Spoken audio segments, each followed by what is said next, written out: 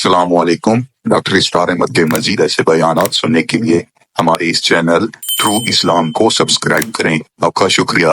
تو جس طریقے سے یہ جسم اور جان آپس میں جڑے ہوئے ہیں جس کو کہ ہم سمجھ نہیں سکتے، اتصال بے تکیف بے قیاس، متصل تو ہیں لیکن نہ تو اس کی کیفیت ہمیں معلوم ہے کہ کیسے متصل ہیں، نہ ہم کسی شے پر قیاس کر سکتے کہ ایسے متصل، مثال بھی ممکن نہیں۔ اتصال بے تکیف بے قیاس، اسی طرح کا اتصال ہے اس حیوانی وجود میں، جو حیوانی وجود مجموعہ ہے جسم اور جان کا، اور دوسری طرف ایک روحانی وجود میں، وہ روحانی وجود کہ جس کے بارے میں قرآن مجید میں بار بار آتا ہے وَنَفَخَ فِيهِ مِن رُوحِهِ یا وَنَفَخْتُ فِيهِ مِن رُوحِي، جب میں اس آدم کی اس کی تخلیق مکمل کر لوں اور اس میں پھر اپنی روح میں سے پھونک دوں، فَقَعُوا لَهُ سَاجِدِينَ، تو پھر اس کے سامنے سجدے میں گر جانا۔ یہ حکم دیا، دو جگہ قرآن مجید میں یہ آیت آئی ہے۔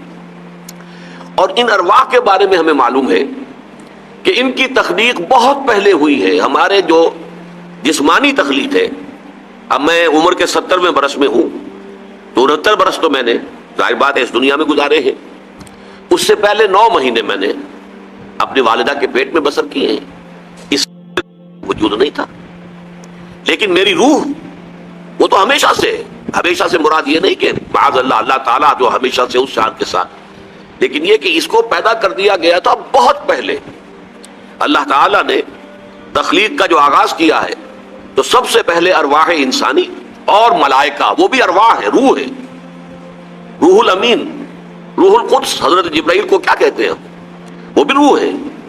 ہماری ارواح اور ملائکہ یہ پیدا کر دیے گئے تھے، اور پھر ہماری ارواح سے اللہ نے عہد لیا تھا الست بربکم قالوا بلا، کیا میں تمہارا رب اور مالک نہیں ہوں؟ اور سب نے ہم نے کہا تھا کہ کیوں نہیں، یقیناً آپ ہی ہمارے رب ہیں اور مالک ہیں۔ وہ ارواح جو ہے وہ اس وقت پیدا کی گئی۔ پھر جب آدم کے جسد کی تخلیق ہو گئی تو روح آدم اس میں پھونک دی گئی۔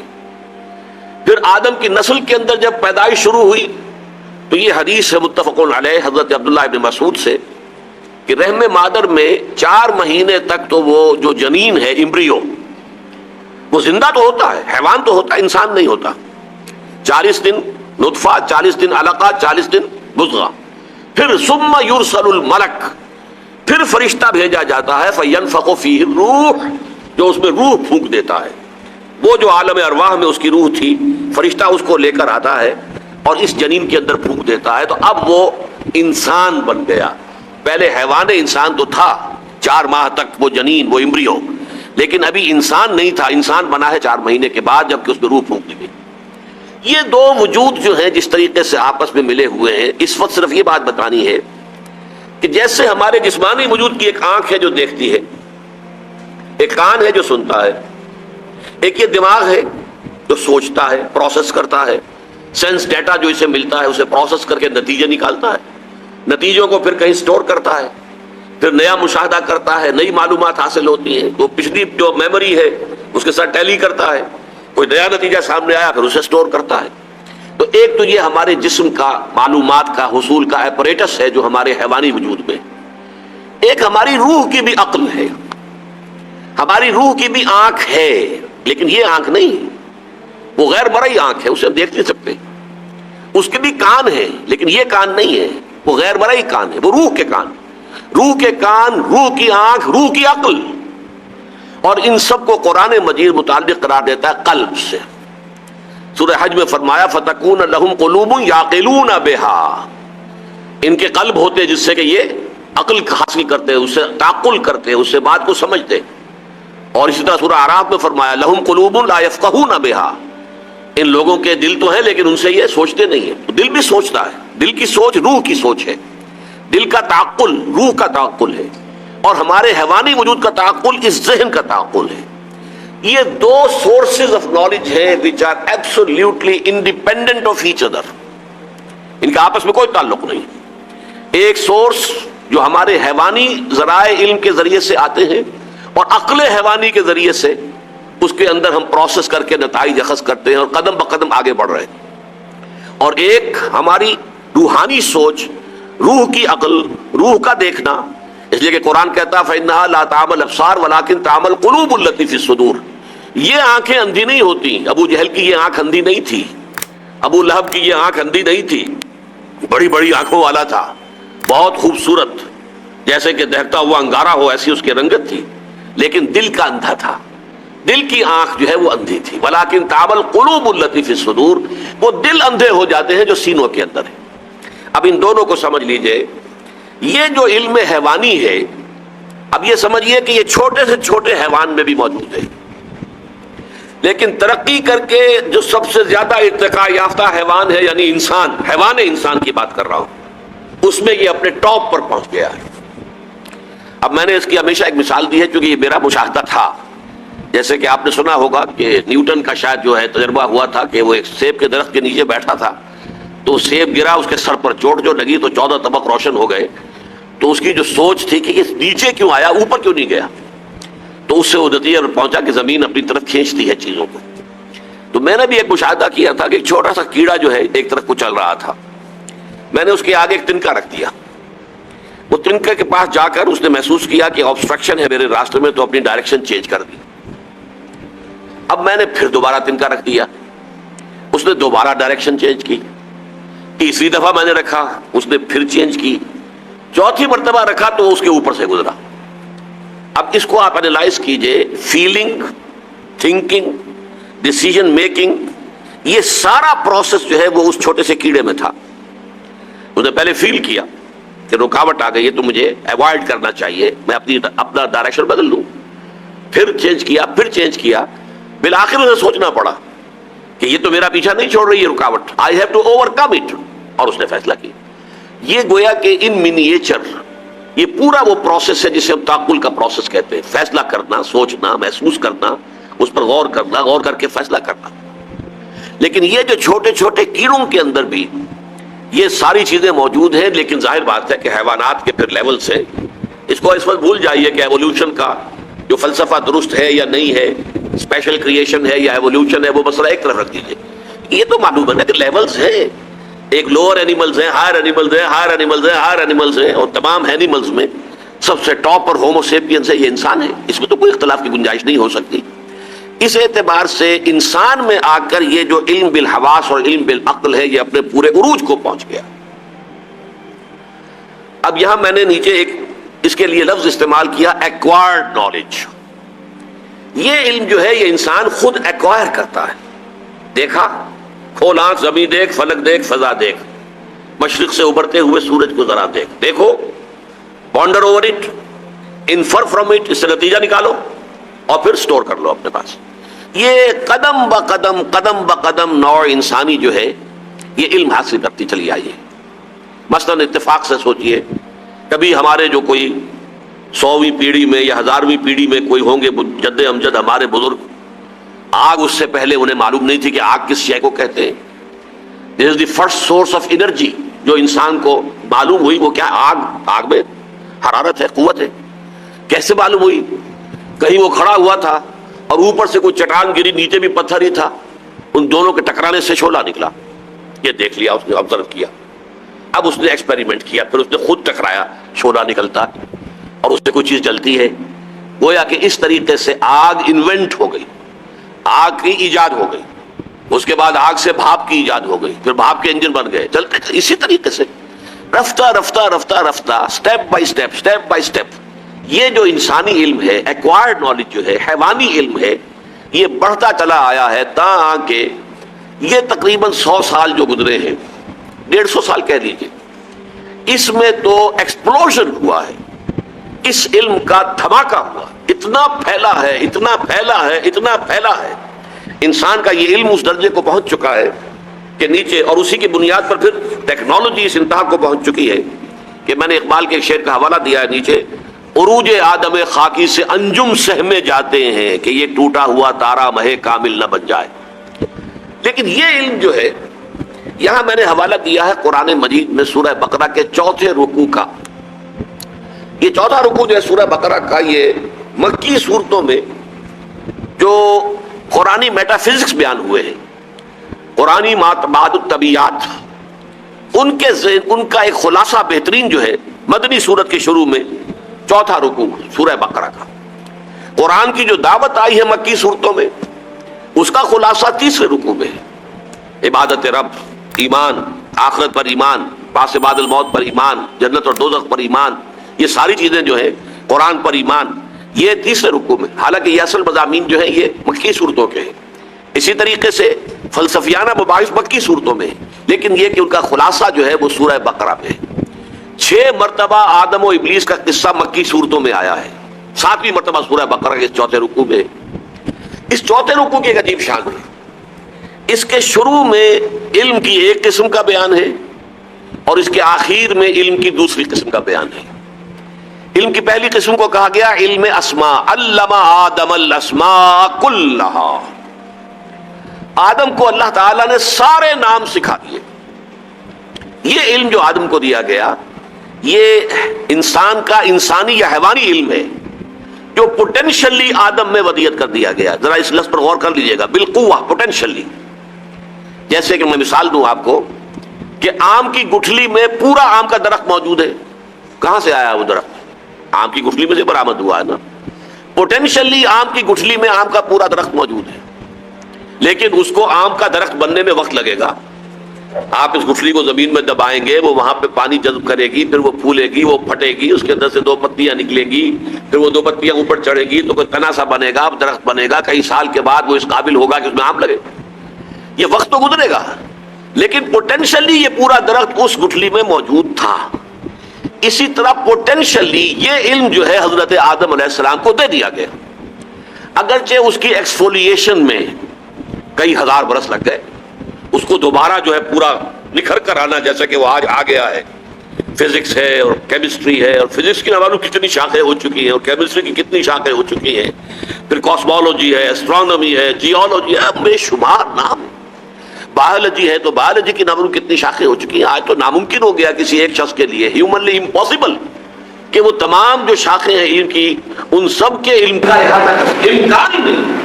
بڑے بڑے پی ایچ ڈی وغیرہ جو ہوتے ہیں وہ علم کے کسی چھوٹے سے گوشے کے اندر کچھ ان کی مہارت ہوتی ہے، اللہ کا کر. باقی سب سے بالکل بیگانہ ہو رہے، بلکہ کامن سینس سے بھی عاری ہو جاتا ہے.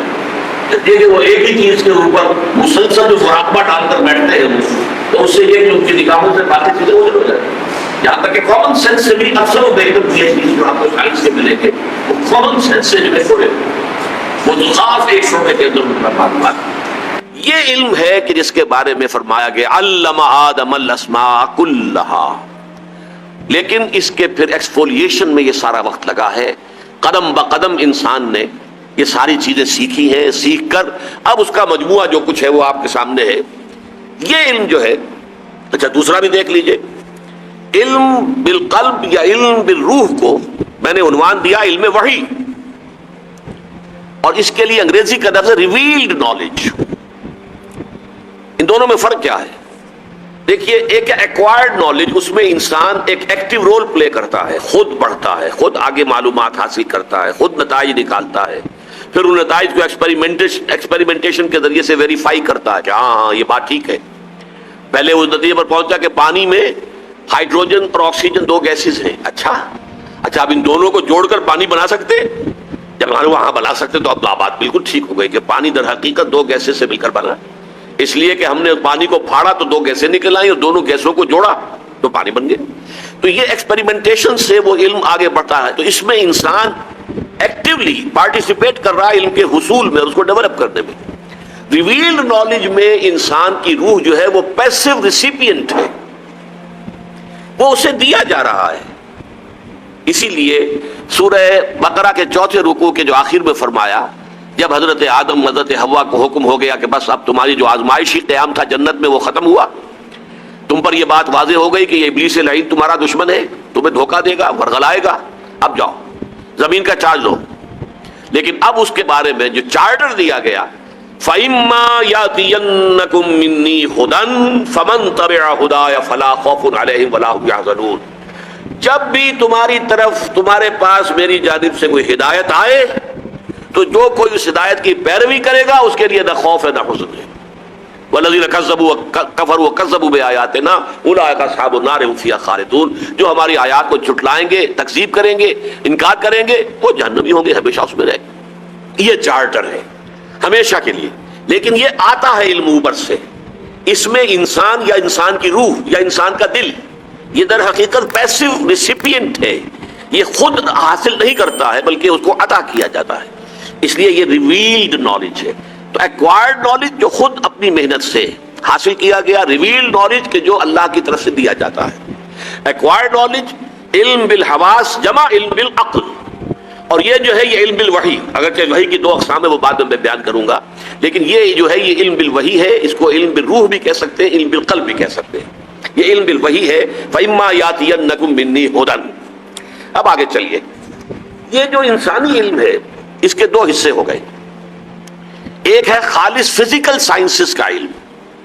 فزیکل سائنسز آپ کو معلوم ہے، فزکس ہے سب سے بنیادی، تو فزکس ہی ہے، طبیعیات، پھر اس کی شاخیں ہوتی چلی گئی، پھر کیمیا کا علم آ گیا، پھر اور آ گیا، پھر یہ کاسمولوجی اور ایسٹرونومی، یہ سارے علوم آتے چلے گئے۔ ان کے اوپر پھر ٹیکنالوجی کی بنیاد قائم ہوئی۔ اچھا، اگر آگ کے اندر یہ انرجی ہے تو ہم کیسے استعمال کریں اسے؟ ہم نے گوشت پکانا شروع کر دیا۔ پہلے وہ گوشت ہمارے جو بڑے آباء و اجداد ہوں گے وہ کچا ہی کھاتے ہوں گے، جیسے کہ درندے کھاتے ہیں، پکانا تو انہیں نہیں آتا ہوگا اس کو، لیکن اس کے بعد انہوں نے پکانا شروع کیا۔ پھر جب دیکھا کسی نے کہ یہ ہانڈی جو چڑھی ہوئی تھی آگ کے اوپر، اس کے اوپر ڈھکنا خود بخود ہل رہا ہے، بھئی یہ کیسے ہل رہا ہے؟ کون ہلا رہا ہے اسے؟ معلوم ہے نیچے سے جو سٹیم ہے اس میں کچھ انرجی ہے، طاقت ہے، جس نے اس جو ڈھکنا ہے اسے ہلا دیا ہے۔ اچھا، تو سٹیم اسے ہارنس کرو، اب اس کو جوتو، ہل کے اندر جیسے آپ بیلوں کو جوتے ہیں، اس سٹیم کو جوتو، سٹیم انجن بنائے، وغیرہ وغیرہ۔ یہ تو ہے خالص فزیکل سائنسز اور خالص ٹیکنالوجی۔ یہ آج کل سائنس جب ہم کہتے ہیں تو اسی سے مراد یہی ہوتی ہے، سائنس اینڈ ٹیکنالوجی۔ اور یہ چیز جیسا کہ میں عرض کر چکا ہوں، بڑھتے بڑھتے بڑھتے بڑھتے بڑھتے بڑھتے اب وہاں پہنچ گئی ہے کہ دجالیت، وہ میں بعد میں بیان کروں گا، دجالیت کا معاملہ بہت قریب آ گیا، اور وہ اسی لیے آیا ہے کہ یہ سائنس اور ٹیکنالوجی اس انتہا کو پہنچ گئی۔ عروج آدم خاکی سے انجم سہمے جاتے ہیں کہ یہ ٹوٹا ہوا تارا مہ کامل نہ بن جائے۔ لیکن اس کے علاوہ جو ہے انسان کی عقل نے کچھ اور چھلانگیں بھی لگائیں۔ وہ کیا چھلانگیں تھیں؟ ہم نے اپنی عقل سے جو کچھ علم حاصل کیا ہے اس سے نتائج نکال کر ذرا سمجھنے کی کوشش کریں کہ یہ کائنات ہے کیا، ہم کون ہیں، کہاں سے آئے، زندگی کی حقیقت کیا ہے، یہ کائنات ہمیشہ سے ہے، ہمیشہ رہے گی، یا کسی گیون ٹائم پر اس کی پیدائش ہوئی اور اس کی تخلیق ہوئی اور صرف ایک گیون پیریڈ آف ٹائم کے لیے؟ What's the reality? یہ جس کو ہم کہیں گے فلسافیکل میٹا فزیکل تھاٹ، عقل نے کوشش کی چھلانگیں لگا کر، اس لیے کہ ظاہر بات ہے کہ اگرچہ یہ علم جو دوسرا تھا سائنس اور ٹیکنالوجی کا، یہ تو قدم بقدم چل رہا تھا، اور ایک زمانہ وہ تھا چند سو سال پہلے کہ بہت تھوڑا سا ذخیرہ اس علم کا انسان کے پاس تھا، لیکن ہر انسان کو یہاں زندگی بسر کرنے کے لیے کچھ رائے بنانی ضروری ہے۔ مثلا یہ اس کائنات کا کوئی خالق ہے یا نہیں ہے؟ اگر ہے تو میرا طرز عمل کچھ اور ہوگا، اگر نہیں ہے تو کچھ اور ہوگا۔ اچھا، مجھے مرنے کے بعد دوبارہ جینا ہے یا نہیں ہے؟ کوئی حساب کتاب ہے یا نہیں ہے؟ اگر میں سمجھوں کہ ہاں جینا ہے، مرنے کے بعد اور حساب کتاب بھی ہے، جزا و سزا بھی ہے، تو میرا طرز عمل کچھ اور ہوگا، اور اگر نہیں ہے تو بابر بیش گوش کے عالم دوبارہ نیست، عیش کرو، کھاؤ پیو، eat, drink and be merry. Don't care حلال سے ہے کہ حرام سے ہے کہ کس سے صحیح ہے کہ غلط ہے، جو بھی تمہاری عیش کر سکتے ہو کرو۔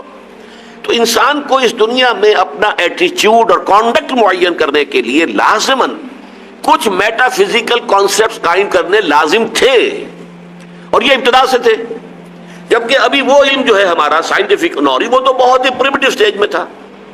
یہی وجہ ہے کہ ابتدا ہی سے لوگوں نے سوچنا شروع کیا ان میٹا فزیکل ایشوز پر۔ کچھ نے کہا ہے پیدا کرنے والا، کس نے کہا نہیں، کچھ نہیں، خود بخود ہے، مادہ ہی مادہ ہے، بس ہمیشہ سے مادہ ہی ہے، مادہ ہی کا ظہور ہے۔ کسی نے کہا نہیں نہیں، خدا خدا خدا خدا خدا ہی کا ظہور ہے یہ کائنات بھی۔ کسی نے کہا کہ خدا بھی قدیم ہے، مادہ بھی قدیم ہے، ایک روح نام کی ایک شے اور بھی وہ بھی قدیم ہے۔ تین قدما، ایک یہ کہ مادہ اور خدا دو قدیم ہے، ایک یہ کہ نہیں مادہ بھی قدیم، خدا بھی قدیم، روح بھی قدیم، وغیرہ وغیرہ۔ یہ مختلف فلاسفیز ہیں، ان کا سب سے زیادہ جامع اگر دیکھنا ہو تو وہ انڈین فلسفی ہے، بہت قدیم ترین فلسفیز میں سے انڈین فلسفی ہے، یہ سارے اسکول مل جائیں گے۔ تو یہ جو فلسفے لوگوں نے تیار کیے ہیں، تو اب یہ میں نے دوسری شاخ قائم کی اس میں کہ یہ جو ایکوائرڈ نالج ہے اس میں ایک تو ہے سائنس اور ٹیکنالوجی جس کی بے شمار شاخیں ہیں اور بے پناہ عروج ہو چکا ہے، دوسرا فلسفہ ہے۔ فلسفے میں دو شاخیں ہیں، ایک ما بعد الطبیعیات، کانسیپٹس، میٹا فزیکل کانسیپٹس. خدا کوئی فزیکل شے نہیں ہے، میٹا فزیکل ہے. It's beyond our senses, he is beyond our senses.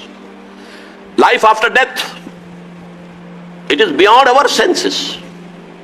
کوئی اینجلز ہیں یا نہیں ہے، it's beyond our senses. Metaphysics میں پھر شاخیں آ جاتی ہیں. اس میں علم کی حقیقت، جیسا کہ میں نے شروع میں آپ کو کہا تھا، علم کیا ہے؟ How does a man acquire knowledge? Knowledge کہتے کسے؟ پھر اسی میں اخلاقیات، یہ نیکی اور بدی واقعتاً کوئی حقیقتیں ہیں یا ایسے ہی ہم نے ڈھکوسلے بنا لیے؟ ایسے ہی ہم نے کچھ چیزوں کو نیکی قرار دے دیا، کچھ چیزوں کو بدی قرار دے دیا، یا یہ کہ نیکی اور بدی کی کوئی مستقل ویلیوز ہیں؟ Moral values, are they permanent? Are they real? یا یہی ہے nothing is good or bad, only thinking makes it so? یہ آپ کو ایک محاورہ آج کے دور کا، nothing is good or bad, نہ کوئی شے اچھی ہے نہ کوئی بری ہے، یہ تو ہمارے سوچ نے اس کو بنا دیا. دو مردوں کی شادی میں کیا برائی ہے؟ ایک مرد شوہر ہو، ایک مرد جو ہے بیوی ہو. اب تو باقاعدہ چرچ میں بھی شروع ہو چکی ہے، دو مردوں کی شادی کا معاملہ چرچ میں شروع ہو گیا، چرچ میں باقاعدہ سولمنائز کی گئی. کیا حرج ہے اس میں؟ اس کو خام خواہ لوگ برا سمجھتے. تو یہ ساری چیزیں جو ہیں یہ ہے میٹا فزکس، ما بعد الطبیعیات. اس کے ساتھ ہی یہ کہ انسان نے یہ بھی سوچا کہ ہمیں یہاں زندگی گزارنے میں کوئی نظم، کوئی انتظام، کوئی قواعد، کوئی قوانین، کوئی دستور کوئی بنانا پڑے گا نا. ایک گھر کا نظام کیسے چلے گا؟ کوئی اس کی ہیڈ ہوگا یا نہیں ہوگا؟ ایک ہوں گے یا دو ہوں گے؟ And who would be the head of the family? یہیں سے مسئلہ شروع ہو گیا. اس کو آپ عمرانیات کہیں گے، سوشولوجی. یہ پورا ایک معاشرہ ہے، معاشرے میں خاندان ہے، خاندانوں میں کس کی کیا حیثیت ہے. پھر خاندان مل کر قبیلہ بنتے ہیں. قبیلے کا کوئی شیخ ہے، اس کا حکم ماننا چاہیے. قبیلے کی کچھ رسومات ہیں، کچھ ریتیں ہیں، کوئی رسمیں ہیں، کچھ ان کی یوں سمجھیے کہ ہمیشہ سے آنے والی روایات چلی آ رہی ہیں، ان کی پابندی کرنی پڑے گی. You belong to such and such tribe, so you have to accept these things. تمہارے قبیلے کی روایت یہ ہے. پھر یہ قبیلے مل کر شہروں میں آ کر آباد ہوئے. اب وہ آپس میں قبیلے کیسے کریں گے انٹریکٹ، ان کے درمیان معاملات کیسے طے ہوں گے؟ تو سٹی اسٹیٹس کا کانسیپٹ وجود میں آیا. پھر اسے آگے بڑھ کے بڑی بڑی امپائرز بن گئی، Roman empire, Persian empire, Chinese empire. اس سے آگے آ کے اب آپ کو معلوم ہے کہ کانسیپٹ آف اسٹیٹ، ریاست کی ایک حکومت ہوتی ہے. پھر عوام ہوتے ہیں. عوام کے اور حکومت کے کیا تعلقات ہوں گے؟ عوام کے حقوق کیا ہیں؟ حکومت کے حقوق کے اور اختیارات کیا ہونے چاہیے؟ معاشی نظام کیا ہونا چاہیے؟ کیا لین دین جائز ہوگا، کیا لین دین حرام ہوگا؟ کس کو ہم ویلڈ قرار دیں گے، کون سا انویلڈ قرار پائے گا؟ شادی ہوگی تو کس طور سے ہوگی، اس کے قواعد کیا ہوں گے، قوانین کیا ہوں گے؟ اولاد کس کی شمار ہوگی، ماں کی یا باپ کی، وغیرہ وغیرہ. یہ سارا ہے عمرانیات، سوشولوجی. اب اس میں آپ پولیٹیکل سائنس کو بھی لے لیجئے، اکنامکس کو لے لیجئے، اس میں یہ سارے کے سارے اب آ جائیں گے. یہ ہے سوشولوجی. یہ سب انسان عقل سے کام لے رہا ہے. ابھی اس نے غور و فکر کیا ہے. تو ایکوائرڈ نالج کی دو شاخیں ہو گئی. ایک شاخ ہے pure physical sciences on which is based the technology. اس وقت دنیا میں عروج پر شاید وہی ہے. دوسرا ہے میٹا فزکس. آخر میٹا فزیکل جو بھی پرابلمز ہے ان کا بھی کوئی نہ کوئی حل تو ہونا چاہیے. اس سے پھر معین ہوگا انسان کا کیا ایٹیچیوڈ ہو، کیا اس کا رویہ ہو، ہاؤ ہی شوڈ بیہیو. اس کے سارا. اور پھر عمرانیات، ہمیں اپنے معاشرے کو آرگنائز کرنا ہے، اپنی ریاست کو آرگنائز کرنا ہے، اپنی قومی زندگی کو آرگنائز کرنا ہے، اپنے سماج کو آرگنائز کرنا ہے. اس کے اصول کیا ہوں گے، قواعد کیا ہوں گے، قوانین کیا ہوں گے. یہ میں نے ایک مکمل کر لیا ایکوائرڈ نالج. ایکوائرڈ نالج علم بالحواس جمع علم بالعقل. اس کی دو شاخیں ہو گئی. نمبر ایک pure physical sciences, science and technology. Number دو فلسفی. اور فلسفی کی دو شاخیں ہیں، ایک میٹا فزکس اور ایک سوشولوجی. سوشل سائنسز انہیں کہہ دیتے ہیں، سوشل سائنسز. پولیٹیکل سائنس کہلاتی ہے وہ. سیاسیات جو ہے پولیٹیکل سائنس. اسی لیے میں نے وہاں ایڈ کیا پیور فزیکل سائنسز. وہ ایک ہے سائنس جسے ہم عام طور پر کہتے ہیں وہ فزیکل سائنسز ہے، لیکن یہ بھی سائنسز کہلاتی ہے، سوشل سائنسز.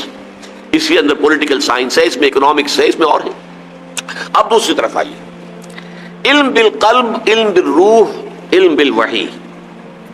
اس میں سب سے پہلی بات یہ جانیے کہ اس کا کوئی تجربہ عام انسانوں کو ایسا بھی ہوتا ہے کہ جس کو ساری دنیا مانتی ہو. وہ ہے، آپ نے ہمیشہ سنا ہوگا ایک لفظ ہے انٹیوشن. انٹیوٹیولی مجھے یہ معلوم ہوا ہے، I don't know how. نہ میں نے غور کیا، نہ میں نے صغرا کبرا جوڑا، نہ میں نے اسے نتائج نکالے. But somehow or the other this has come to my mind. This is my intuition. تو انٹیوشن پھر عقل والا معاملہ تو نہ ہوا اس میں، نہ وہ حواس کا معاملہ ہے، انٹیوشن. اور آج کل اس کے لیے لفظ استعمال ہو رہا سکس سینس. ایک تو سینس 5 تھے، سب سے بڑا جو ہے سماعت ہے، بصارت ہے، پھر سونگنا ہے، چکھنا ہے، ٹچ ہے. لیکن سکس سینس بھی کوئی شے ہے، اس سے اب آگے چل رہا ہے ایکسٹرا سینسری پرسپشن. وہ ایکسٹرا سینسری، ان 5 سینسری آرگنز کے علاوہ بھی انسان کو پرسپشن ہوتی ہے. وہ کون سی ہوتی ہے پھر؟ ظاہر بات ہے وہ روح کی پرسپشن ہے، یہ روح کی عقل ہے، یہ روح کا دیکھنا ہے، یہ روح کا سننا ہے، یہ روح کا سوچنا ہے. یہ در حقیقت جسے ہم عام اصطلاحات میں نے 3 الفاظ آپ کے سامنے رکھے، انٹیوشن، وجدان. میں پاتا ہوں بس اپنے ذہن میں یہ بات. I can't say, I don't have any argument. میرے پاس کوئی دلیل بھی نہیں ہے اس کی. میں خود دلیل سے وہاں تک پہنچا ہوں تو دلیل آپ کے سامنے رکھوں گا نا. میں استدلال کے ذریعے سے پہنچا ہی نہیں ہوں. یہ تو کسی طریقے سے بس میرے ذہن میں کسی نے ڈال دی بات، یہ کس طرح خود بخود آ گئی ہے اور ٹپک پڑی ہے. اس لیے انٹیوشن، سکس سینس اور ایکسٹرا سینسری پرسپشن، یہ ساری چیزیں جو ہیں آج کی اصطلاح میں وہ در حقیقت ایک پریمیٹیو فارم ہے اس علم بالوحی، علم بالقلب. اس کا ثبوت ہے کہ یونیورسلی انسان مانتا ہے کہ ہے، صرف علم بالحواس اور علم بالعقل نہیں ہے، بلکہ واقعتاً کوئی اور بھی سورس آف نالج ہے. اس سورس آف نالج کو شریعت کی اصطلاح میں وحی کہا گیا. اچھا، وحی جو ہے اس کی 2 قسمیں ہیں. ایک ہے وحی محفوظ، اس میں نہ تو انسان کا اپنا نفس در اندازی کر سکے اور نہ ہی کوئی جنات، ایول فورسز جو ہیں، القاء شیطانی جو ہے اس کے اندر کوئی دخل دے سکے. یہ وحی محفوظ کہلاتی ہے. یہ وحی محفوظ صرف انبیاء کو آتی ہے. ایک ہے وحی غیر محفوظ. وحی غیر محفوظ میں القاء، یہ سکس سینس، میرے دل میں یہ بات آ گئی، یہ خواب میں کوئی چیز دیکھ لی، رؤیا صادقہ، خواب میں ایک واقعہ دیکھا اور چند دن کے بعد وہ واقعہ واقعتاً ظہور پذیر ہو گیا. How could I imagine؟ یہ خواب اس طرح کا خواب تو نہیں ہے کہ میرے اپنے ذہن سے کوئی چیز نکلی ہو اور اس نے ایک شکل اختیار کر لی. میرے تو ذہن میں تھا ہی نہیں، یہ واقعہ ابھی ظہور پذیر ہوا ہی نہیں. How could I see it؟ How could I foresee it؟ پہلے دیکھ سکتے. یہ تمام چیزیں جو ہے وحی غیر محفوظ ہیں. وحی غیر محفوظ عام انسان کو بھی ہوتی ہے، وحی محفوظ صرف نبی کو ہوتی ہے. اور نبی کو جو یہ غیر محفوظ وحی ہوتی ہے عام لوگوں کو، ظاہر بات ہے کہ نبی بھی تو ایک انسان ہے نا، تو انسان نبی کو بھی بحیثیت ایک بشر کے وہ دوسری قسم کی وحی بھی ہوتی ہے، لیکن نبی کی وہ وحی بھی محفوظ ہے. نبی کے خواب میں بھی شیطان در اندازی نہیں کر سکتا. نبی کے خواب میں بھی اس کے اپنے نفسانی خواہشات جو ہیں وہ در اندازی نہیں کر سکتے.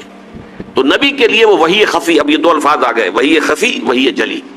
یہ محفوظ وحی جو ہے یہ وحی نبوت ہے، اور وحی نبوت کے 2 حصے ہیں، وحی جلی اور وحی خفی. وحی جلی تو باقاعدہ وربل ریولیشن جو ہوئی ہے وہ الفاظ اللہ کے ہیں. وحی خفی کیا ہوتی ہے کہ ایک دل میں خیال ڈال دیا گیا، اس کو انٹرپریٹ خود نبی کرتا ہے. وہ خیال آتا ہے دل میں، الفاظ اللہ کے نہیں ہوتے، الفاظ نبی کے ہوتے. چنانچہ جو احادیث ہیں اکثر و بیشتر وہ وحی خفی پر مبنی ہے. اللہ کی طرف سے القاء ہوا، اللہ کی طرف سے بات دل میں ڈالی گئی، لیکن اس کو زبان سے جو ادا کیا حضور نے کیا، اس کے لیے الفاظ جو ادا کیے حضور نے کیے، اس کو ہم اس لیے وحی خفی میں شامل کرتے ہیں. دوسری وحی غیر محفوظ کے نیچے دیکھیے، الہام، رؤیا صادقہ، کشف. اچھا، یہ کافروں کو بھی ہو سکتے ہیں، اس میں کسی مسلمان کا غیر مسلم کا کوئی فرق نہیں ہے. الہام ہو سکتا ہے. الہام تو اللہ تعالیٰ جو ہے حیوانات کو کرتا ہے.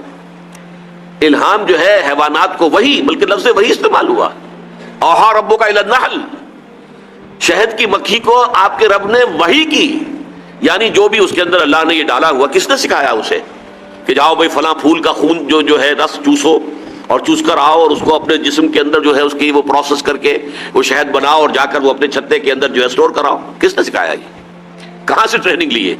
تو یہ ٹریننگ اللہ نے وحی کے ذریعے سے دی ہے. ہر جاندار کو اوحا الی کل سماء امرہا، اللہ نے ہر آسمان میں اس کے امر کی وحی کر دی. اب آسمان تو کوئی جاندار شے تو نہیں ہے، لیکن اللہ نے اس کو وحی کی ہے. تو اللہ تعالیٰ نے ہر شے کو وحی کی، کل کائنات، کل مخلوقات کو، حیوانات کو، تمام جو ہے جمادات کو، ان سب کو وحی کی ہے.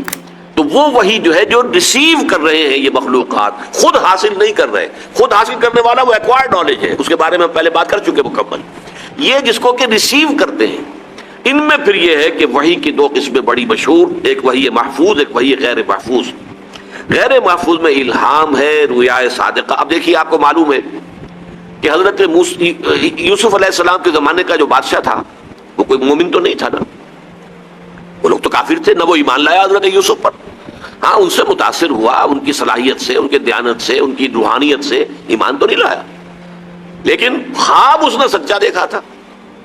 وہ خواب جس کی تعبیر حضرت یوسف نے بتائی ہے وہ کس نے دیکھا تھا؟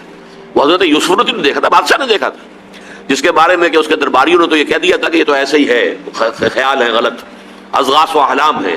لیکن یہ کہ وہ تو خواب اتنا سچا تھا، اس کی تعبیر کی گئی تو واقعہ تو ایسا ہی ہوا کہ 7 سال بہت اچھی فصل ہوگی اور 7 سال پھر انتہائی سخت قحط پڑے گا. 7 گائیں ہیں جو بڑی موٹی ہیں، بڑی پلی ہوئی ہیں، اور 7 ہیں دبلی، وہ ان کو ہضم کر رہی، ہڑپ کر رہی، کھا گئی. تو یہ خواب تو سچا تھا، لیکن دیکھنے والا وہ کوئی مومن تو نہیں تھا. تو اس میں کوئی تقسیم نہیں. یہ خواب، سچا خواب، کشف، یہ جو آپ کو یہ سنیاسی وغیرہ ہیں، یہ بھی تو کچھ چیزیں انہیں کشف ہو جاتی ہیں، بتا دیتے ہیں، حالات بتا دیتے ہیں. یہ سب کچھ اس لیے کہ وہ روح کو انہوں نے اس کی باریدگی کی ہوتی ہے، تپسیا کر کر کے، تپسیا کر کر کے، تپسیا کر کر کے، ریاضتیں کر کر کے، تو روح کے اندر وہ طاقت پیدا کر لی ہے کہ وہ جو ہے اس عالم ارواح کے ساتھ کو اپنا رابطہ قائم کر کے کچھ خبریں لے آئے. کاہن لوگ جو جیسے کرتے تھے. تو یہ سارا معاملہ الہام، رؤیا صادقہ، کشف، تحدیث. تحدیث جو ہے اس سے لفظ بنتا ہے محدث. ایک تو ہے محدث. محدث تو کہتے ہیں وہ شخص کے جو علم حدیث کا ماہر ہو، عالم ہو بہت بڑا، وہ محدث ہے. امام بخاری محدث ہے، امام مسلم محدث ہے. ایک محدث جس سے اللہ کلام کرتا ہے. چنانچہ حضور نے فرمایا صلی اللہ علیہ وسلم کہ ہر نبی کی امت میں کچھ محدث ہوتے تھے. ہر نبی کی امت میں، وہ نبی نہیں ہوتے تھے، لیکن یہ کہ ان سے اللہ کلام کرتا تھا. اور میری امت کا محدث عمر ہے رضی اللہ تعالی عنہ. حضرت عمر سے اللہ تعالیٰ کلام کرتا ہے. تو یہ میں نے مختلف جو ہے وہ بنا دیے، الہام، رؤیا صادقہ، کشف، تحدیث. یہ حجت نہیں ہے ان میں سے کوئی چیز، چونکہ غیر محفوظ ہے.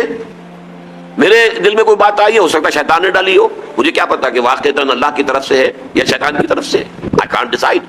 لہذا دلیل نہیں بنے گی میرے لیے جب تک کہ میں قرآن اور حدیث کی جو بھی معیار ہے اس کے اوپر پرکھ نہ لوں. اگر اس کے مطابق ہے تو ٹھیک ہے، نہیں ہے تو میں رد کر دوں گا کہ یہ شیطان کی کوئی شاید القاء شیطانی ہے. تو ان میں سے کوئی چیز حجت نہیں بنے گی. لیکن یہی چیزیں جب نبی کو ملتی ہیں تو یہ محفوظ ہوتی ہیں. ان میں نہ القاء شیطانی ہو سکتا ہے اور نہ القاء نفس ہو سکتا ہے. لہذا وہ وحی کے درجے میں ہے. تو وحی جلی اور وحی خفی مل کر اب اس کی تقسیم دیکھیے. اس وحی جلی اور وحی خفی دونوں میں 2 چیزیں ہمیں ملتی ہیں، ایک حکمت اور ایک احکام. یہ کرو، یہ نہ کرو، یہ حکم ہے، امر اور نہیں، اوامر اور نواہی. اور ایک ہے حکمت، اس میں بھی فلسفہ ہے.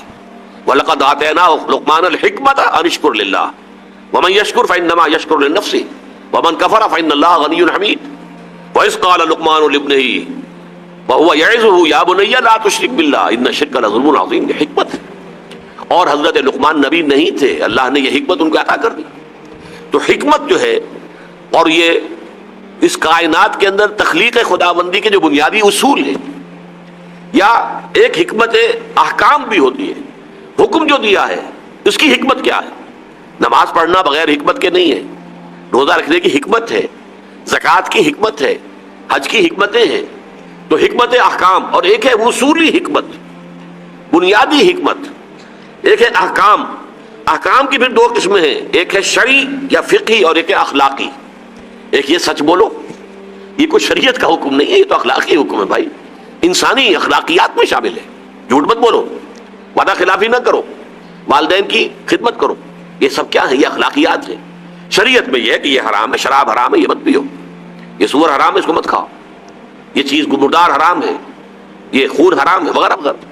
تو یہ ہے کہ جن سے اب یہ احکام اور حکمت پر، حکمت کو پھر میں نے 2 حصوں میں تقسیم کیا ہے، کلی یا اصولی. اور تفصیلی حکمت. اور شرعی یا فقہی احکام بھی دو طرح کے، اجتماعی اور انفرادی. اب یہ جو تقسیم ہے، ان دونوں علوم کے درمیان میں نے کچھ یہ ڈاٹڈ لائن کے ذریعے سے تعلقات قائم کیے ہیں. دیکھیے، سائنس کا تو کوئی تعلق دین کے ساتھ نہیں بنتا. یہ علیحدہ ایک انسانی علم ہے، انڈیپینڈنٹ ہے، اور اس کے اندر تو انسان کی ان السمع والبصر والفؤاد، سماعت، بصارت اور عقل، یہ تین چیزیں ہیں کہ جو اس کے اندر کار فرما ہے. البتہ فلسفے کا تعلق دین کے ساتھ بنتا ہے. فلسفے میں جو مابعد الطبیعیات کے موضوعات ہیں وہی کلی یا اصولی حکمت کے موضوعات ہیں. بیسک فلسفی آف ریلیجن جو ہے وہ وہی ہے کہ جو فلسفے میں آ کر میٹا فزکس بن جاتی ہے. اس کے سبجیکٹس جو ہیں، اس کے موضوع جو ہیں وہ بالکل جو ہے وہ کامن ہے، مشترک ہے. اسی طریقے سے جو تفصیلی حکمت ہے اور جو اجتماعی احکام ہے، ان دونوں کو جوڑیے تو یہ عمرانیات کے ساتھ جڑ جائے گا. قرآن نے سود کو حرام کیا، جوئے کو حرام کیا، فلاں شے کو حرام کیا، فلاں بیع حرام ہے، فلاں بیع جائز. ان سب کا تعلق کس سے بنے گا؟ اکنامکس کے ساتھ. شادی کے یہ احکام ہے، یہ قوانین ہے، طلاق کے یہ احکام ہے، یہ قوانین ہے، بیوی کے یہ حقوق ہے، مرد کے یہ، شوہر کے یہ. اس سے کیا تعلق بنے گا؟ آپ کے سماجی نظام کے ساتھ. حکومت کیسے بنے گی؟ امرہم شورا بینہم، اطیعوا اللہ واطیعوا الرسول واولی الامر منکم. ان سے بنیادوں سے آپ کا پولیٹیکل سسٹم بنے گا. یہ ساری چیزیں پولیٹیکل سائنس سے متعلق ہیں. تو گویا کہ وحی جلی اور وحی خفی سے ہمیں جو دو چیزیں ملی، حکمت و احکام. تو حکمت میں سے کلی یا اصولی حکمت جو ہے، اس کا موضوع وہی ہے جو مابعد الطبیعیات کا ہے. ان دونوں کو جوڑنے کی کوشش سے جو علم وجود میں آیا ہے اس کا نام علم کلام ہے. وہی نبوت کا جو علم ہے وہ علم تفسیر ہے، علم حدیث ہے. علم حدیث، علم تفسیر، وہی جلی، وہی خفی. ان سے احکام مستنبط ہوئے تو وہ ہے فقہ. لیکن جو حکمت کلی ہے قرآن اور حدیث کے اندر، اس کا تعلق جڑتا ہے مابعد الطبیعیات کے ساتھ. اور مابعد الطبیعیات میں منطق، فلسفہ اور جو دین کی حکمت کلی یا اصولی ہے، ان دونوں کے درمیان جب برج آپ لگائیں گے، انہیں جوڑیں گے، ان میں ربط قائم کریں گے، تو اس کا نام ہے علم کلام. یہ ہمارے قدیم علوم میں سے ایک بہت بڑا علم ہے، علم کلام. متکلمین جیسے محدثین، جیسے مفسرین، جیسے فقہا، ایسے ہی متکلمین بہت اہم ان کا جو ہے فنکشن رہا ہے. اس لیے کہ ظاہر بات ہے کہ انسان جو ہے، اب ظاہر بات ہے کہ جو دین کا جو سورس ہے وہ عقل نہیں ہے، نقل ہے. دین تو نقل ہوا، منتقل ہوا ہے. اللہ سے جبرائیل کو، جبرائیل سے محمد کو، محمد سے صحابہ کو، صحابہ سے تابعین کو. یہ تو منتقل ہوتا چلا آ رہا ہے نا. قرآن اور حدیث منتقل ہوتے چلے آ رہے ہیں. تو دین کی اصل بنیاد تو ہے نقل، عقل نہیں ہے. لیکن انسان عاقل ہے، جس کے لیے کہ یہ دین آیا ہے اس کے اندر عقل ہے. وہ عقل سے اس کو سمجھنے کی کوشش کرتا ہے. تو جب عقل سے سمجھنے کی کوشش کرے گا دین کے نقل کو، تو جو علم وجود میں آئے گا اس کا نام علم کلام ہے. اسکالسٹسزم یہ ہمارے علوم کا ایک بہت بڑا شعبہ ہے کہ عقل اور نقل کے درمیان ایک ربط اور تعلق قائم کرنے کی کوشش کی جائے. البتہ جو احکام ہے شرعی اور فقہی، اس میں جیسا کہ میں نے عرض کیا اجتماعی احکام اور تفصیلی حکمت مل کر جائے گی عمرانیات کے ساتھ. اس موضوع پر شاہ ولی اللہ دہلوی رحمۃ اللہ علیہ کی بہت بڑی کتاب ہے حجت اللہ البالغہ. بلکہ اس موضوع پر غالباً ایک ہی کتاب ہے ہماری پوری تاریخ میں. سوشولوجسٹ دو ہی پیدا ہوئے ہیں پورے ہماری اسلامی تاریخ کے اندر. ایک علامہ ابن خلدون تھے، جن کے نام سے آج میں نے یہ بات شروع کی تھی. العلم و ایمان غالباً انہی کا قول ہے. اور دوسرے ہیں شاہ ولی اللہ دہلوی رحمۃ اللہ علیہ. علامہ ابن خلدون اس دور کے سوشولوجسٹ ہیں جبکہ ابھی ملوکیت کا دورہ تھا اور ابھی سائنس بڑی پریمیٹو حالت میں تھی. شاہ ولی اللہ اس دور کے آدمی جبکہ سائنس کا ایکسپلوژن ہونے والا تھا، ہوا نہیں تھا ابھی، لیکن عوامی دور آ چکا تھا. یورپ میں عوامی دور کا آغاز ہو چکا تھا. لہذا جہاں تک شاہ ولی اللہ کی کتاب کا تعلق ہے، وہ اپنے موضوع پر واحد کتاب ہے کہ انہوں نے حکمتیں بیان کی ہیں. نماز کی کیا حکمت ہے، پھر یہ کہ نماز کے یہ 5 اوقات جو ہیں ان میں کیا حکمتیں ہیں. وضو کی کیا حکمت ہے، وضو کے اندر اعمال کی ترتیب ہے تو اس میں کیا حکمت ہے. یہ ساری حکمت ہے. روزے میں کیا حکمتیں ہیں. تو تمام افعال جو ہیں شرعی، ان کی حکمتوں کو انہوں نے بیان کرنے کی کوشش کی ہے. کہیں آپ اس سے اختلاف کریں، کہیں اتفاق کریں، لیکن واقعہ یہ کہ یہ موضوع اپنی جگہ پر بہت اہم ہے. اس لیے کہ یہ تمام احکام اللہ کے ہوئے. اور مقولہ پرانا ہے کہ فعل الحکیم لا یخلو عن الحکمہ، کسی حکیم اور دانا ہستی کا کوئی بھی فعل جو ہے وہ حکمت سے خالی نہیں ہوتا. اب یہ ہمارا کام ہے کہ حکمت تلاش کریں. اور یہی چیز جو حضور صلی اللہ علیہ وسلم کا جو 4 گانا فرائض منصبی بیان ہوئے ہیں قرآن مجید میں 4 جگہ پر، 2 جگہ سورہ بقرہ میں، ایک سورہ آل عمران میں، پھر سورہ جمعہ میں۔ سورہ جمعہ کی آیت هو الذی بعث فی الامیین رسولا منہم یتلو علیہم آیاتہ ویزکیہم ویعلمہم الکتاب والحکمہ۔ یہ حکمہ جو ہے، تعلیم حکمت، یہ تعلیم اور تربیت نبوی کا سب سے اونچا درجہ تخصص جس کو کہنا چاہیے، یہ ہر شخص کے لیے نہیں ہے، اس کے لیے بہت اعلیٰ اور اونچی صلاحیت ذہنی مطلوب ہے۔ لیکن کتاب، حکم، کتب علیکم الصیام، کتب علیکم القتال، جہاں کوئی حکم آیا قرآن میں وہ کتبہ کے ساتھ آیا۔ ان الصلاۃ کانت علی المؤمنین کتابا موقوتا، کتاب حتی یبلغ الکتاب اجلہ، یہاں تک کہ جو قانون میں شریعت کے اندر عدت کا وقت مقرر کیا گیا ہے وہ پوری ہو جائے۔ یہ ساری چیزیں جو ہیں جہاں بھی حکم آتا ہے وہ کتاب کے طرف سے آتا ہے، کتبہ، کتاب۔ اس حوالے سے احکام ہے کتاب، اور حکمت یہ ہے در حقیقت سب سے اونچا جو ہے وہ قرآن میں بھی ہے، حدیث میں بھی ہے۔ لیکن یہ کہ یہ سب سے اونچا ہے تعلیم و تربیت نبوی کا درجہ تخصص سمجھیے کہ تعلیم حکمت یہ ہے۔ البتہ ایک نقطہ جو لکھا ہوا ہے اس کے بالکل بائیں ہاتھ پر، میں نے جو کہا تھا کہ غیر محفوظ وحی جو ہے یہ ہر انسان کو ہو سکتی ہے، علم بالوحی، علم بالقلب، یہ ہر ایک انسان کو ہو سکتا ہے۔ خاص طور پر جو انسان ذرا ریاضتیں مشقتیں کر کے اپنے نفس کو مارے، کھانا پینا یہ وہ دنیاوی لذتیں ان سب سے ترک تعلق کر کے تو روح کو کچھ تھوڑا سا ریلیف دے اور ریلیز کرے اسے۔ یوں سمجھیے کہ جیسے کسی شخص کے جو ہے آپ لٹکایا ہوا ہے اور اس کے پاؤں سے ایک بہت بڑا بوجھ جو ہے وہ بھی ٹانگ دیا ہے، کھینچ رہا ہے وہ نیچے، تو ہماری روح کو جو ہمارا بدن ہے اور اس کے تقاضے ہیں وہ زمین کی طرف کھینچتے ہیں، وَلَٰكِنَّهُ أَخْلَدَ إِلَى الْأَرْضِ، زمین کی طرف جو ہے دھنستا چلا گیا، بلعام بن باعورہ۔ اور روح آسمان کی طرف جانا چاہتی ہے، وہ وہاں سے آئی ہے، اللہ کی طرف سے آئی ہے۔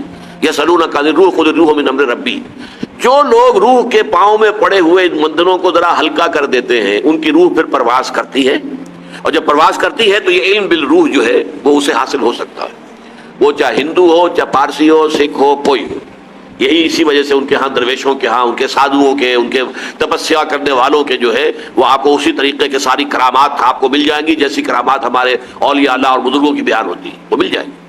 لیکن یہ کہ اس میں جو میں نے بات نیچے کی ہے وہ یہ ہے کہ یہ چیز جو ہے اگرچہ دین میں حجت نہیں ہے، لیکن اگر یہ کیفیت مجھے اور آپ کو کسی درجے میں حاصل نہ ہو تو پھر ایمان جو ہے وہ صرف سمعی ایمان رہ جائے گا، قلب سے اس کی تصدیق ہوگی اسی وقت جبکہ روح کے اندر کوئی زندگی موجود ہے۔ روح اگر بیدار نہیں، بڑا پیارا شعر ہے جس کا میں نے حوالہ دیا ہے نیچے، تو عرب ہو یا عجم ہو تیرا لا الہ الا لغت غریب جب تک تیرا دل نہ دے گواہی۔ عرب ہونا جو ہے کافی نہیں ہے کہ عربی جانتا ہے تو لا الہ الا اللہ کا مفہوم سمجھ گیا وہ ہو نہیں، قرآن سمجھ لیا اس نے، عرب ہے تو قرآن اس کو آتا ہے، نہیں۔ تو عرب ہو یا عجم ہو تیرا لا الہ الا لغت غریب، اجنبی زبان ہے تیرے لیے، چاہے تو عرب ہے لیکن لا الہ الا اللہ تیرے لیے اجنبی ہے جب تک تیرا دل نہ دے گواہی۔ تیرا لا الہ الا لغت غریب جب تک تیرا دل نہ، گواہی کب دے گا دل؟ جب یہ دل گواہی دیتا ہے تبھی وہ حقیقی ایمان کی شکل بنتی ہے۔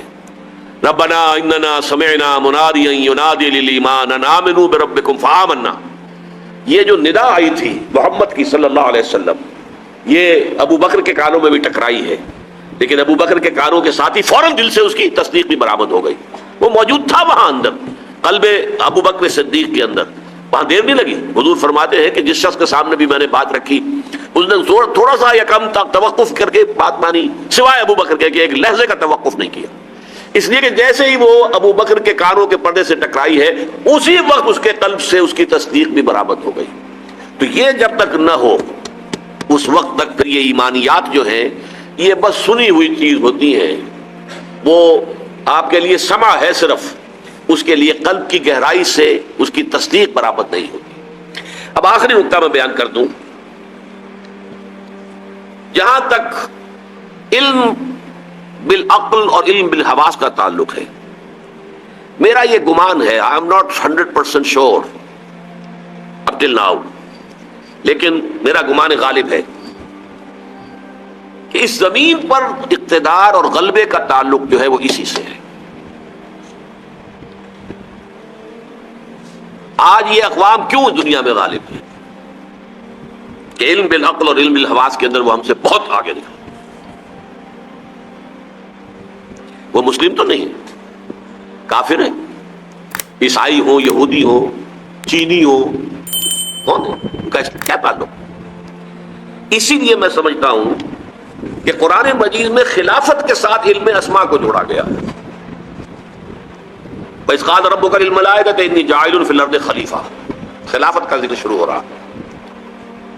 قالوا أتجعل فيها من يفسد فيها ويسفك الدماء ونحن نسبح بحمدك ونقدس لك قال إني أعلم ما لا تعلمون وعلم آدم الأسماء كلها ثم عرضهم على الملائكة.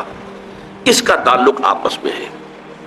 خلافت عرضی جو ہے وہ ملتی ہے تو اس علم بالعقل اور علم بالحواس کے ذریعے سے ایک خاص مقام تک پہنچنے کے بعد ملے گی.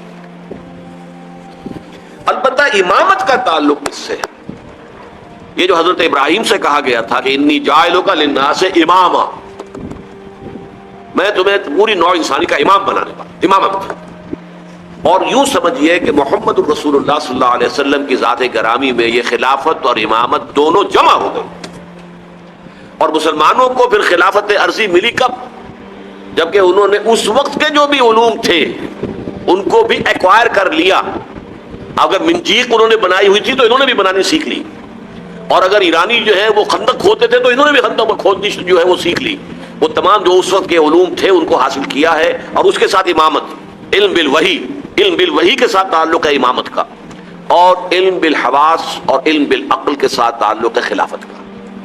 میں کئی دفعہ کہہ چکا ہوں، آخری نقطہ ہے اصل میں، اور وہ یہ ہے کہ دجالیت کسے کہتے ہیں. دیکھیے اللہ نے گویا کہ انسان کو یہ دو آنکھیں دی تھی، دو علم دیے تھے. ایک علم پوٹینشلی تو وریت کر دیا آدم کے اندر، لیکن اس کے حصول کا اپریٹس جو ہے نسل آدم میں رکھ دیا. آنکھ سے دیکھو، کان سے سنو، دماغ سے سوچو، چلو. دی بال واز سیٹ رولنگ. اب وہ گیند جو ہے وہ لڑکا دی گئی، چلتی جائے چلتی جائے چلتی جائے چلتی جائے. ایک علم یہ تھا. دوسرا علم فَإِمَّا يَأْتِيَنَّكُم مِّنِّي هُدًى، ہر سٹیج پر تمہارا یہ علم تو ابھی سٹیج بائی سٹیج چلے گا. ہر سٹیج پر ہم تمہیں ہدایت بھیجتے رہیں گے. ہدایت سے مراد کیا؟ یہ کرو، یہ نہ کرو، do this, don't do this. اسی میں تمہاری خیر ہے، اسی میں بھلائی، لیکن تم جانتے نہیں، تم سمجھ نہیں سکتے، تمہیں ابھی فہم نہیں ہے. بچے کو آپ کہتے ہیں بھائی یہ مت کرو، آپ یہ نہیں سمجھا سکتے کہ کیوں نہ کرو. وہ بچہ ابھی کیا سمجھے گا کیوں نہ کرو؟ ہاں، بڑا ہو کر جو ہے اس کے سمجھ میں آ جائے گا کہ واقعی بات صحیح کہی گئی تھی، مجھے یہ نہیں کرنا چاہیے. تو ابتدا میں جو احکام آئے ہیں وہ صرف احکام، حکمت ابھی نہیں دی گئی تھی، پھر رفتہ رفتہ حکمت دی گئی. تورات میں صرف احکام میں حکمت ہے ہی نہیں، انجیل میں صرف حکمت ہے، احکام ہے ہی نہیں. قرآن میں آ کر حکمت اور احکام جمع ہو گئے، کتاب اور والحکمہ یہ دونوں کے دونوں آ گئے. لیکن انسان نے جب ایک آنکھ کر لی بند، یہ ہوا ہے پوسٹ رینائسنس یورپ. یورپ میں جو انتہائی تاریکی چھائی ہوئی تھی، نہ سائنس کا علم پڑھنے کی اجازت تھی، نہ فلسفہ کا علم پڑھنے کی اجازت تھی. پوپ کا اقتدار، بدترین ملوکیت، دو طرح کا اقتدار، ایک بادشاہی اور ایک پوپائی، پوپ کا. اور نہ سائنس پڑھ سکتے ہو، سائنس کی کتاب بھی کسی کے گھر سے نکل آئی تو زندہ جلا دیا جائے گا، فلسفے کی کتاب کسی گھر سے نکل آئی تو زندہ جلا دیا جائے. حالانکہ سائنس اور فلسفہ دونوں کا آغاز اس سے بہت پہلے ہو چکا تھا یونان میں اور انڈیا میں. یہ دو جو ہے اصل میں ancient centres of science and فلسفی بوتھ. لیکن یہ کہ یہ جو دور تھا میڈیول ایجز جن کو کہتے ہیں یورپ میں، ڈارک ایجز انہیں کہتے ہیں، یہ ہمارے تاریخ ادوار ہیں تاریخ کے. سائنس اور فلسفہ دونوں کی تعلیم جو ہے بند. اب جب کہ ہسپانیہ کی یونیورسٹیوں سے، اسپین کے اندر یہ یونیورسٹیاں تھیں، قرطبہ کی، غرناطہ کی، تولیتلا کی، یہاں آئے جرمنی سے لوگ، اٹلی سے لوگ، فرانس سے لوگ، اور یہاں سے علم حاصل کر کے گئے. ان کی آنکھیں کھولی، آنکھیں کھول کر جا کر انہوں نے اپنے ملکوں کے اندر تحریکیں شروع کی. احیاء العلوم، رینائسنس، ریفارمیشن، مذہب کے اندر اصلاح. اس کے نتیجے میں یہ علم شروع ہوا وہاں دوبارہ. لیکن مذہب کے خلاف شدید نفرت پیدا ہو چکی تھی پوپ کے طرز عمل کی وجہ سے. انہوں نے ہمیں روکے رکھا، سائنس پڑھنے سے روکے رکھا، انہوں نے ہمیں فلسفہ نہیں پڑھنے دیا. اس کی وجہ سے جو رد عمل تھا دشمنی کا، تو مذہب سے بالکل انہوں نے آنکھ بند کر لی. مذہب کو دفع کرو، صرف سائنس پڑھو. اب نتیجہ کیا نکلا؟ ایک آنکھ بند اور ایک آنکھ چوپٹ کھل گئی. یہی تو زمانہ ہے کہ جس میں سائنس کی ساری یہ ایکسپلوژن ہوا ہے، زور دار دھماکے ہوئے، کہاں سے کہاں انسان پہنچ گئے. اس میں نتیجہ کیا نکلا ہے کہ وہ ایک آنکھ کی جو ہے یافت وہ تو آسمان سے باتیں کر رہی ہے اور ایک آنکھ بند ہے. یہ دجالیت ہے، اس لیے کانا دجال کہلاتا ہے.